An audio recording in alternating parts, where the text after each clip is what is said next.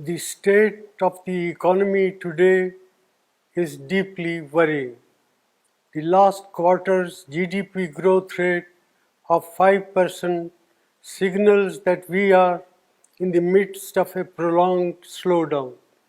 India has the potential to grow at a much faster rate, but all-round mismanagement by the Modi government has resulted in this slowdown.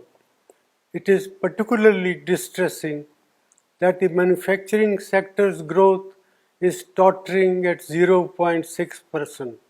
This makes it very clear that our economy has not yet recovered from the man-made blunders of demonetization and a hastily implemented GST.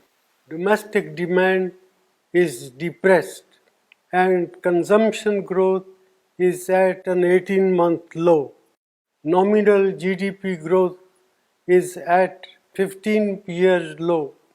There is a gaping hole in tax revenues.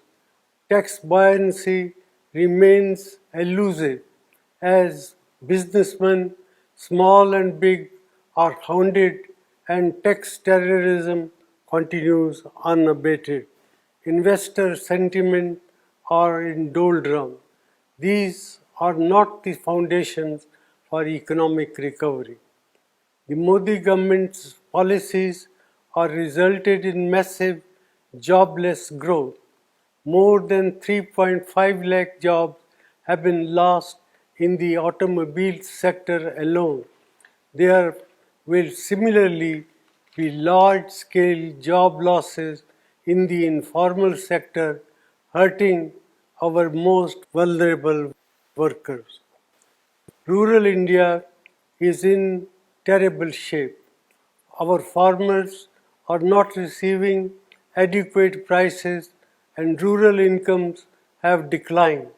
The low inflation rate that the Modi government likes to showcase comes at the cost of our farmers and their income by inflicting misery on over 50% of India's population. Institutions are under attack and their autonomy is being eroded. The resilience of the Reserve Bank will be tested after its record transfer of rupees 1.76 lakh crore to the government, which claims that it does not have a plan on what it will do with this windfall. In addition, the credibility of India's data has come under question under this government. Budget announcements and rollbacks have shaken the confidence of international investors. India has not been able to increase the exports to take advantage of opportunities that have arisen in global trade due to geopolitical realignment. Such is the state of economic management under the Modi government. Our youth, our farmers and our farm workers, entrepreneurs and the marginalized sections deserve better. India cannot afford to continue down this path.